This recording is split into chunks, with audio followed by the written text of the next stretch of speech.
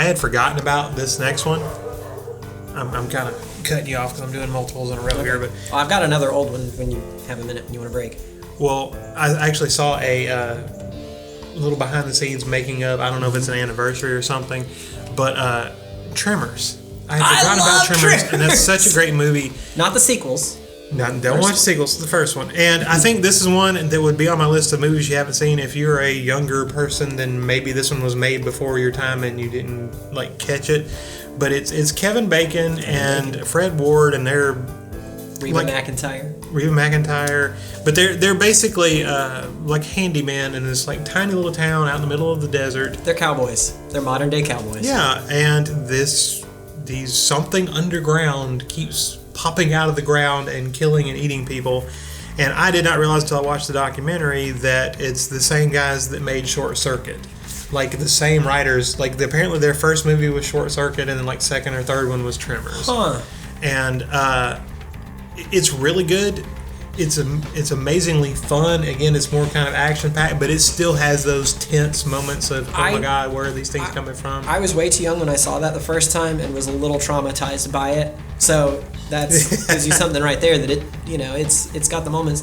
Seeing it as I'm older now, I realize how much whimsy there is in it, in spite of it being really much heavier on the horror and the scary side. There's a few moments that are just fun and funny, and it's like, but it fits so beautifully into it. Did I just use beautiful with Tremor? Oh my gosh. Well, and so it does the thing where we have said this many times: don't show us the monster. Yeah. And I watched something the other day that was supposed to have been a really good horror movie, and 15 minutes in, there's the monster. Then I'm not scared. I've seen it. I know what it is. Mm-hmm. I'm not scared of it. But because these are subterranean, underground things that keep grabbing people, it's almost the Jaws and the shark. It's Jaws on land. Land shark. They did a land shark. But yes, you don't know what's getting them. You don't know what's happening, and you do eventually. I mean, you have to eventually have the monster, but it takes a long time before it gets there. And there's these great moments of tension and terror where they have these great scenes of the ground, rippling, where the monster is coming and people trying to escape. Because if you can get away from the ground, it can't get you, but you got to get somewhere, and so there's the scene with the water tower and climbing the store and all that. And the guy that shimmies up the telephone pole, people trying to get off the ground to get away.